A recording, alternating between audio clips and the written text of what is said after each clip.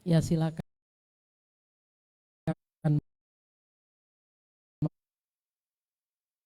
Mama. Ya, shalom. Shalom Shalom. buat kita semua.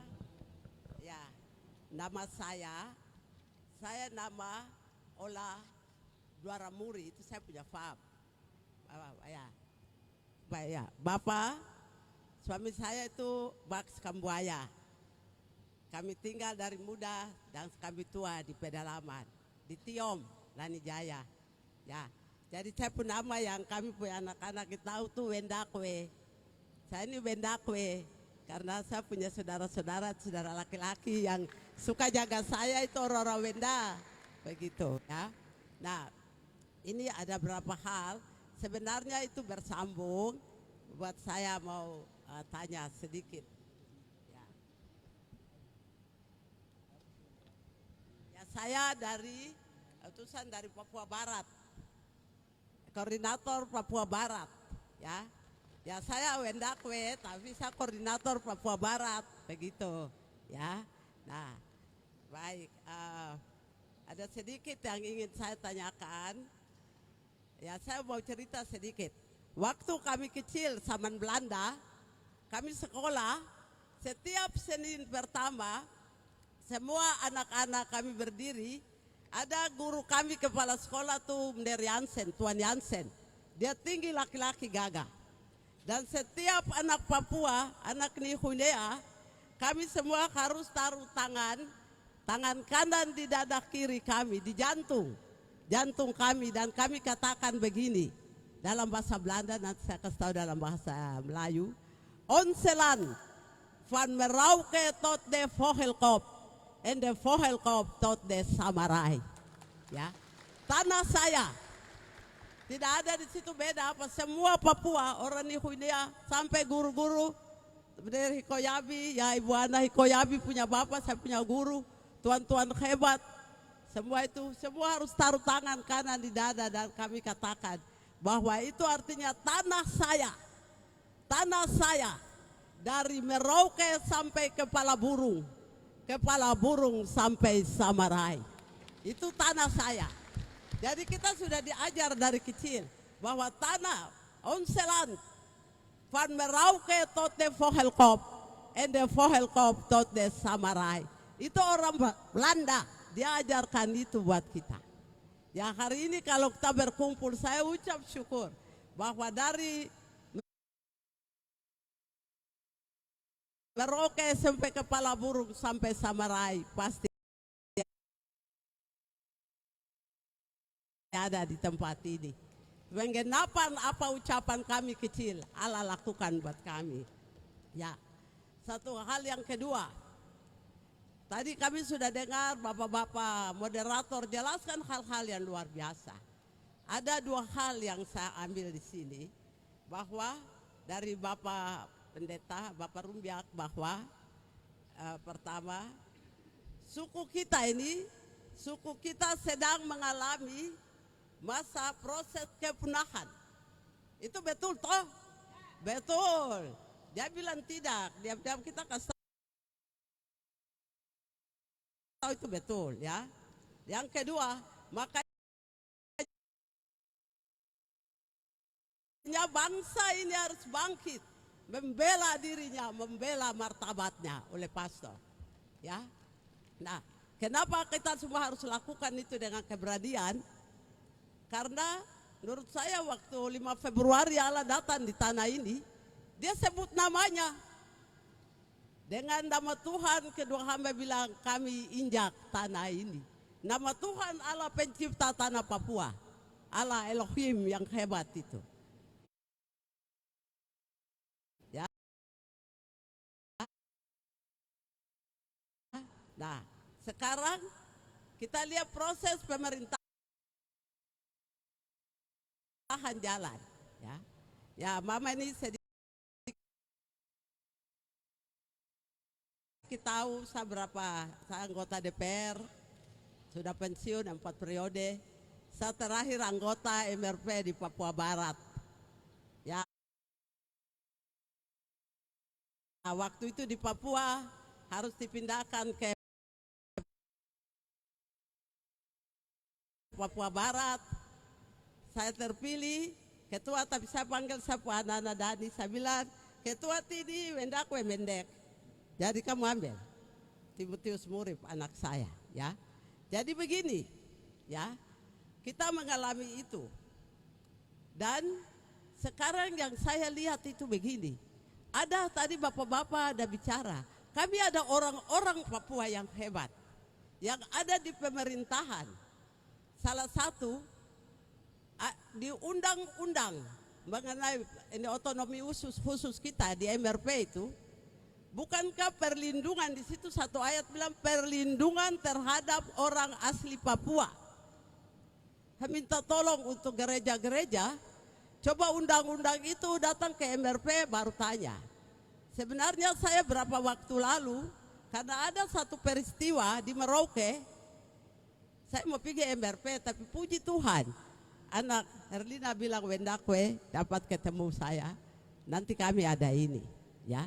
Nah begini, perlindungan undang-undang otonomi khusus yang MRP sekarang pegang tuh undang-undang itu, perlindungan terhadap orang asli Papua. Kita ini ada undang-undang perlindungan. Nah sekarang itu bagaimana pelaksanaannya? Ya, undang-undang itu bukan saja supaya dapat kerja, tapi hidup toh. Apakah kita mau punah di tanah yang Allah kasih? Tidak toh. Allah bilang buat Israel, saya kasih tanah sejengkal pun tidak boleh orang ambil dari kau. Atau kau kasih buat siapapun, itu Allah bilang. Kita ini dari Merauke, Kepala Burung sampai Samarai, itu milik kita. Nah, begini Bapak Ibu, saya ada anak-anak yang mereka kerja di Merauke. Salah satu sekarang adalah komandan batalion Brimob. Itu istrinya itu anak saya Lili Kwe, dia juga ikut saya Wendakwe. Ya, selalu mereka sedih. Sedihnya begini, orang Marin, ya saya harus kasih tahu kenyataan ini. Saya diam-diam juga saya jadi sakit. Orang Marin itu mereka sangat susah. Ya gereja coba tolong, gereja cari tahu. Jadi satu, ya. Itu anak-anak bilang kalau makan, mereka makan di restoran itu. Mereka dua sudah siap buat nanti harus beli nasi goreng sedikit-sedikit. Anak-anak kita itu ini kenyataan, jadi saya cerita ya. Bukan buat kamu orang marah, tidak toh. Tapi ini juga mungkin kesalahan kita punya pemimpin juga tidak memperhatikan kita dengan baik. Mereka ngintip-ngintip di kaca. Mereka susah, ya. Karena banyak orang sudah ada di situ. Dan orang-orang ini mengambil hak-hak penting dari mereka. Jadi kita jaga kita orang punya orang itu, bukan kasih dia jabatan supaya hebat. Dia harus ini hebat, tidak. Kalau dia kehilangan tanah, dia tinggal di mana? Ya, saya ini selalu menyesal juga karena saya suka marah. Orang bilang kamu ini tinggal di kolong jembatan toh, trans. Jadi mereka suka bilang Wendakwe itu mulu lancang. Tapi ini kami pun orang di Merauke. Jadi ini hanya informasi saya minta karena tadi kita bicara tentang bangsa ini harus bangun membela martabatnya, jaga martabatnya. Kalau kita punah, bagaimana? Ya, jadi itu saja saya sampaikan. Bagaimana pemimpin itu. Jadi kalau pemimpin gereja bisa datang dan bicara, coba datang ke instansi-instansi penting yang mengurus orang Papua asli. Datang ke MRP, bagaimana? Kamu ini orang adat urus MRP, kamu orang lain ada begini. Tanya mereka, ya. Nah itu saja yang saya kasih tahu, Wendakwe kasih tahu. Tolong kita semangat bersama-sama. Tapi saya percaya kalau Allah sebut namanya di tanah ini, tidak akan pernah tanah ini punah dari penyutannya. Haleluya. Amin. Terima kasih, selamat diberkati semua. Salam. Ya, terima kasih buat Mama Wendakwe atas saran dan kasih semangat buat kita semua. Mungkin tidak ada pertanyaan ya atau mau ditanggapi dari Pak William, atau ini sebagai saran ya, masukan buat kita semua. Oke, yang kedua di sana ya. Ini baju kuning, sabar dulu ya. Yang di belakang, ya silakan.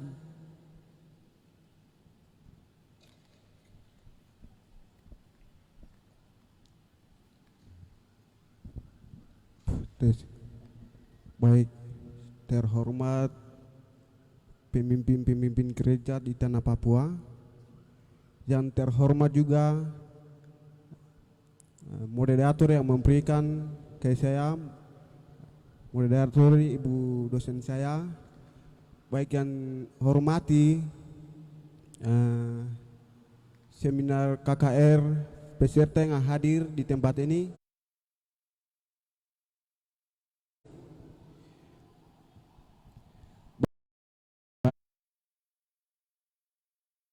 Baik, nama saya Oktopianus Moyani dari Kabupaten Intan Jaya.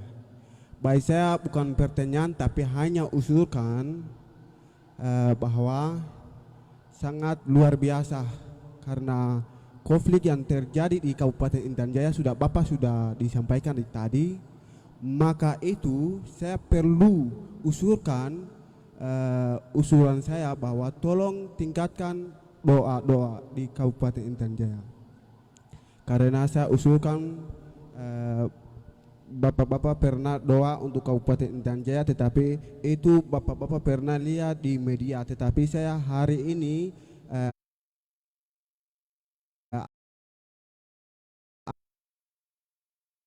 anak dari Kabupaten Intan Jaya perlu diusulkan untuk doa-doa di orang-orang masyarakat yang ada di Kabupaten Intan Jaya, karena pemimpin-pemimpin gereja di tanah Papua yang semua ada di tempat ini, maka itu saya perlu diusulkan tolong doakan Kabupaten Intan Jaya. Sekian dan terima kasih. Oke, terima kasih banyak.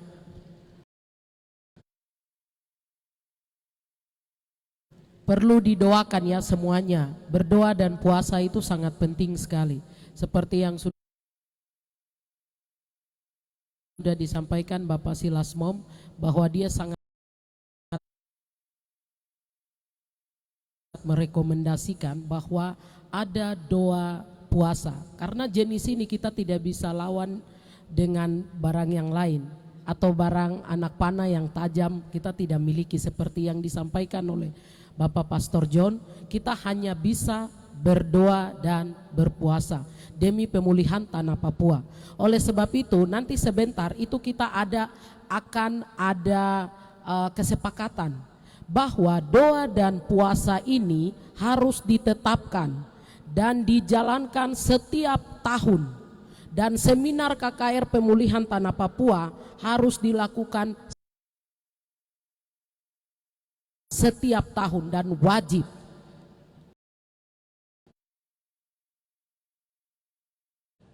Kesempatan ini bapak-bapak dari perwakilan semua gereja ada, dan sebentar setelah pemateri semua menyampaikan materinya, mereka harus memberikan kesepakatan bahwa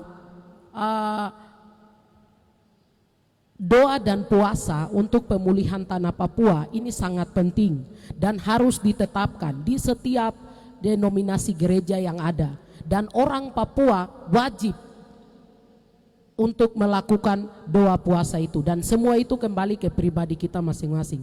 Oke, mungkin itu saja, dan mungkin tadi Bapak Silas dia masukkan saja untuk didoakan.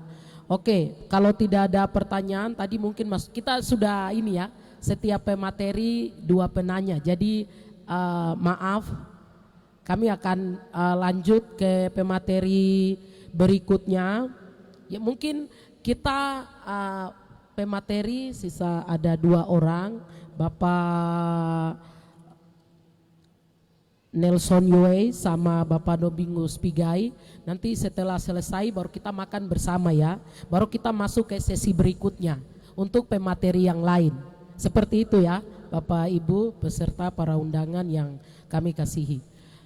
Untuk itu saya langsung saja mempersilakan kepada Bapak Ketua Sinode Mesianik Papua, Pendeta Nelson ini untuk memberikan materi dengan judul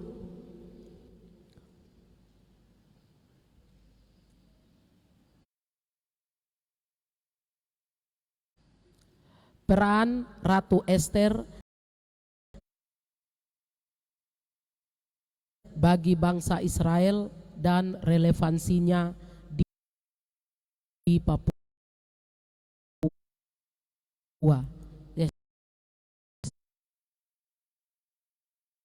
Saya persilakan Bapak.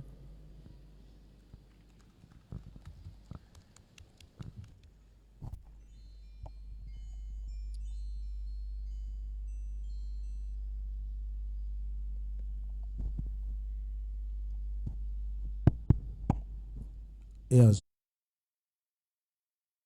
shalom.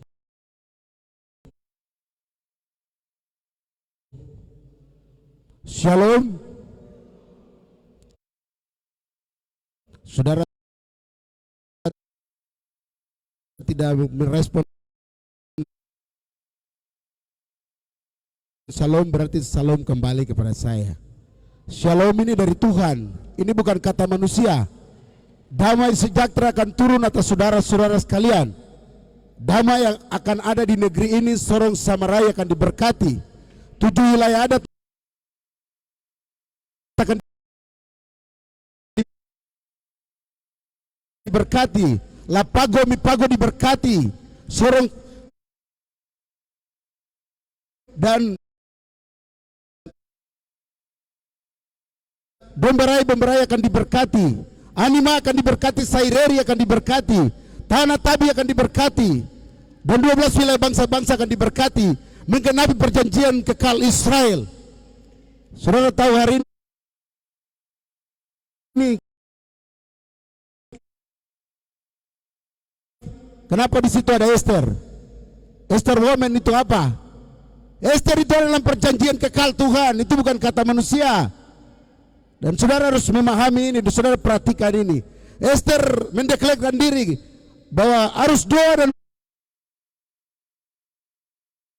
puasa itu penting, itu kata kunci untuk membebaskan sebuah bangsa, itu kata kunci. Dan itu bukan kata manusia. Saudara tahu peran Esther. Dia harus mengumpulkan seluruh orang Yahudi di 170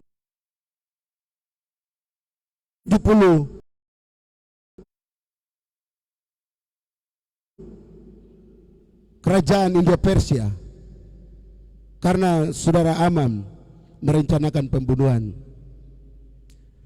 bagi orang Israel atau Yahudi. Demikian apa yang sedang terjadi hari ini di Papua. Bangsa ini sedang merancangkan pembunuhan terhadap orang Papua. Saudara tahu itu sedang terjadi. Saudara masuk di rumah makan, saudara ada racun di sana. Saudara masuk di rumah sakit, ada racun di sana. Saudara masuk di kampung-kampung sana, ada militer yang luar biasa di sana. Dibunuh, dibantai, dikejar, diintimidasi dalam semua. Pendidikan juga diintimidasi. Kita dianggap bahwa pendidikan itu, kita itu IP paling terlendah. Bangsa Nederlands di dunia datang, Belanda ajar kita pintar. Tidak ada orang Papua yang tidak pintar. Belanda ajar kita, tidak ada yang sudah pintar.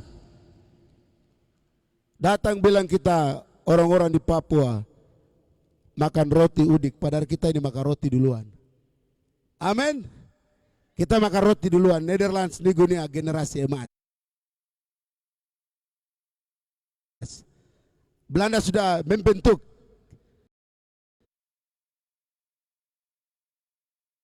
ideologi kita, dia sudah membentuk kerangka berpikir kita tentang Tuhan yang besar, yang disebut oleh orang-orang Israel Yahweh, Yahweh Nisi Yire, Yahweh Rafa, Yahweh Rahmani, Yahweh Rahimin.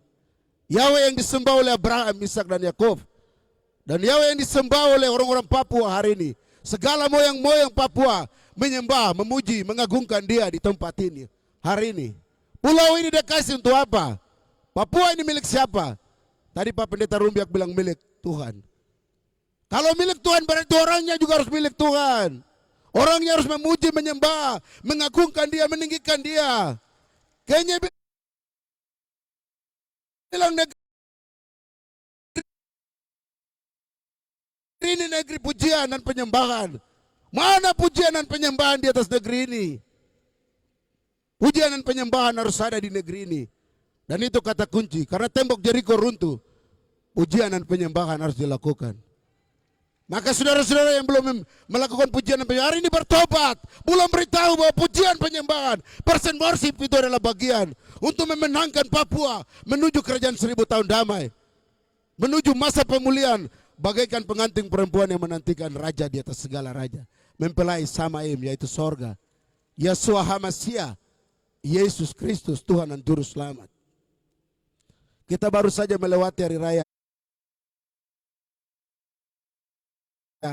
Pesak.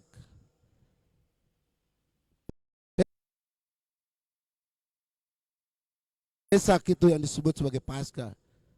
Yesus harus membasuh murid-murid itu kaki. Hari ini pendeta-pendeta semua tidak mau, gembala-gembala tidak mau basuh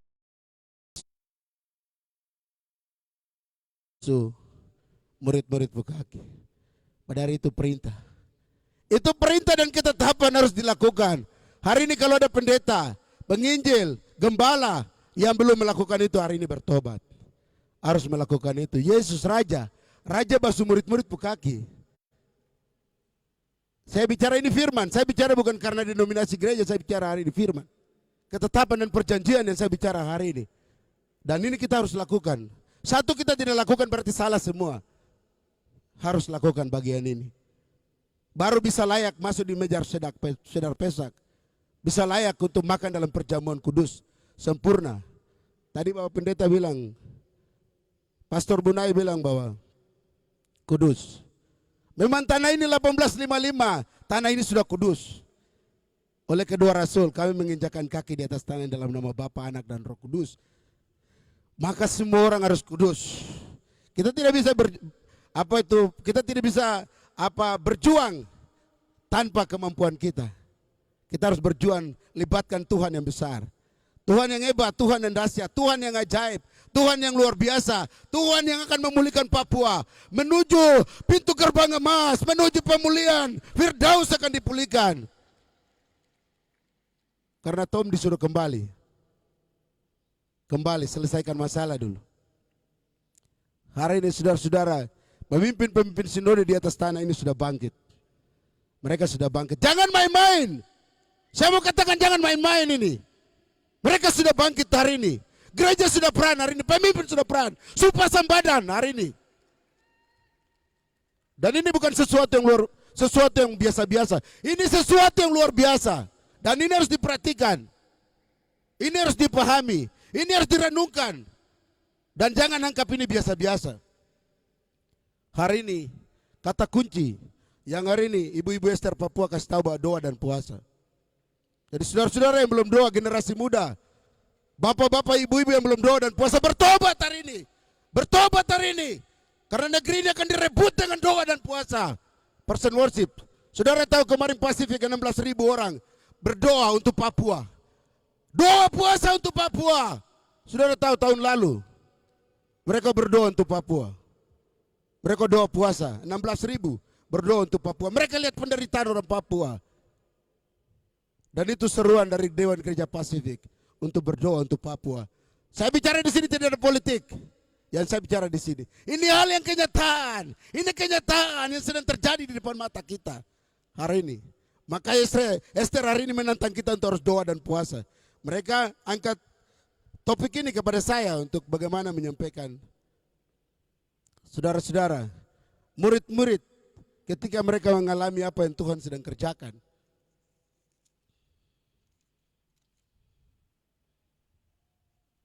apa yang mereka sedang alami. Mereka ikut Yesus, mereka lihat mujizat terjadi di mana-mana. Tapi mata mereka belum dicelikan. Hati mereka belum dicelikan. Pikiran mereka belum dicelikan. Pendengaran mereka belum dicelikan. Penciuman mereka belum dicelikan. Mata hati mereka belum dicelikan. Mereka harus tunggu di Yerusalem sampai Roh Kudus datang supaya mereka dipulihkan. Mereka tunggu dengan apa? Kisah Para Rasul 1, 2, nanti saudara pulang baru baca. Kisah Para Rasul 1, 2. Menjelang Pentakos, mujizat itu terjadi. Israel tunggu lama. Tapi setelah mereka dideklarasi kemerdekaan dalam spirit roh, mereka dimerdekakan. Baru mereka menerima kemerdekaan Yasmani 1948. Inggris datang bilang Israel merdeka. Ini kunci, datang ke Tuhan dulu. Memuji menyembah Dia dulu. Serahkan hidup, hari ini pergumulan masal. Bagi negeri ini, bagi tanah ini. Doa dan puasa di atas tanah ini. Kita berdiri hari ini, kita berkata bahwa tanah ini milik Dia. Berarti manusianya segala sesuatu pemimpin milik Dia. Doa dan puasa itu jangan saudara alergi. Ini kebenaran. Kebenaran yang tidak bisa dibantah oleh siapapun. Teologi gugur semua. Apa yang kita pegang gugur. Tapi doa dan puasa itu adalah janji. Janji dari Tuhan bagi saudara dan saya. Maka saudara harus pegang ini sebagai sebuah kebenaran. Yang tidak boleh dibantah oleh siapapun. Saudara lihat. Saya mulai dari pertama 1 Samuel 10 ayat 6 dan 7. 1 Samuel 10 ayat 6 dan 7.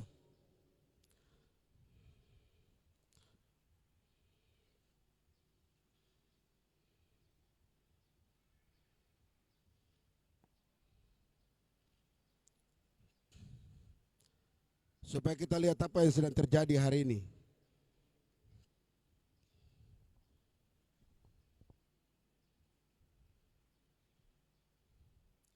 Satu Samuel 10 ayat 6 dan 7.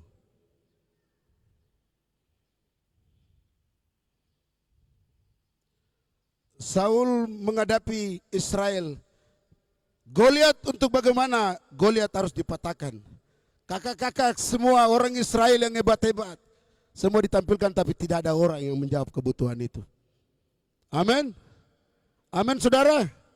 Ini bukan saya bicara di sini, saya bicara kebenaran yang saya sampaikan untuk Bapak Ibu saudara-saudara sekalian. Untuk saudara-saudara pemateri di depan sini supaya kita renungkan bagian ini. Tapi Samuel bilang, Samuel kasih tahu ke Isai, Isai, ada kupu anak satu kah? Saya suka kasih tahu orang si musuh tampil itu. Tidak, tapi Tuhan ada suruh saya bahwa saya harus datang kepada engkau bahwa ada satu anak, yaitu Goliat, yaitu Daud. Saudara tahu bahwa Daud apa yang terjadi pada dia? Samuel datang, Samuel berkata dalam 1 Samuel 10 ayat 6, maka roh Tuhan atau roh Bapa Yahweh akan berkuasa atasmu. Engkau akan kepenuhan bersama-sama dengan mereka dan berubah menjadi manusia lain. Dan apabila tanda-tanda ini terjadi kepadamu, lakukan apa saja yang dapat oleh tanganmu, sebab Elohim menyertai engkau. Maka Daud bilang, saya tidak datang dengan pedang dan lembing, tapi saya datang dengan nama Tuhan, Yahweh Elohim Israel, Tuhan yang kita sembah. Satu saja, Goliat tumbang. Bangsa ini kita hadapi dia dengan doa dan puasa. Dan hari ini kata ini, firman ini berkata kepada kita bahwa kita harus doa dan puasa sampai kita mengalami kepenuhan di dalam Tuhan. Kita akan menjadi manusia lain. Manusia yang diberkati, manusia yang hidup kudus, manusia yang takut Tuhan, manusia yang siap bayar harga untuk orang lain. Dan ini harus menjadi bagian dari saudara dan saya hari ini. Saudara tidak bisa bantah bagian ini karena kebenaran. Ini bukan saya yang menyampaikan ini kebenaran. Dan bagian ini saudara harus mengambil bagian ini. Karena ini kebenaran. Saudara mau kita diberkati. Saudara mau kita mengalami kelimpahan. Saudara mau kita mengalami berkat-berkat perjanjian. Saudara harus mengambil bagian ini. Bagian ini harus ada doa dan puasa. Murid-murid tunggu di Yerusalem, doa dan puasa selama 40 hari. Hari yang ke-50 baru mereka melihat bagaimana deklarasi Tuhan Roh Kudus yang dijanjikan itu turun dan mereka mengalami lidah-lidah api, angin dan bahasa. Saudara tahu apa yang sedang terjadi pada murid-murid pada waktu itu? Bukan biasa-biasa. Bukan biasa. Seluruh manusia di bawah kolong langit. Tidak terkecuali pada waktu itu. Mereka datang ke Yerusalem untuk menerima deklarasi iman. Dan murid-murid mengalami spirit pada waktu itu. Karena mereka merdeka di dalam roh. Baru mereka melihat kemerdekaan Yasmani 1948 bagi Israel. Amin. Israel tidak ada orang yang pintar seperti Israel di bawah kolong langit ini. Israel lebih pintar, ekonomi dong punya, pendidikan dong punya, sosial dong punya, budaya, keuangan, segala sesuatu dong punya. Amerika dikendalikan oleh Israel. Australia dikendalikan oleh Israel, Belanda, semua dikendalikan oleh Israel. Dora yang menemukan pulau ini, dong bilang, Dora yang bicara bahwa pulau ini penuh dengan emas. Amin. Maka kita tidak merujuk ke Israel, harus merujuk ke Israel. Siapa yang memberkati Israel, dia akan diberkati. Siapa yang mengutuk Israel, dia akan dikutuk. Tadi Bapak Rumbiak sudah bilang itu. Dan saya minta saudara-saudara hari ini, saya bicara di sini karena saya tadi berkata bahwa semua yang kita pegang akan gugur semua. Tapi janji Tuhan tidak pernah gugur bagi kita. Amin. Janji Tuhan itu kekal selama. Presiden Soekarno mati, George Washington mati, siapa dia, Karl Lewis, pelari dunia hebat siapa, mati semua. Tidak dibicarakan, tapi Yesus luar biasa, Yesus luar biasa, Yesua luar biasa, Yesua. Saudara tahu ketika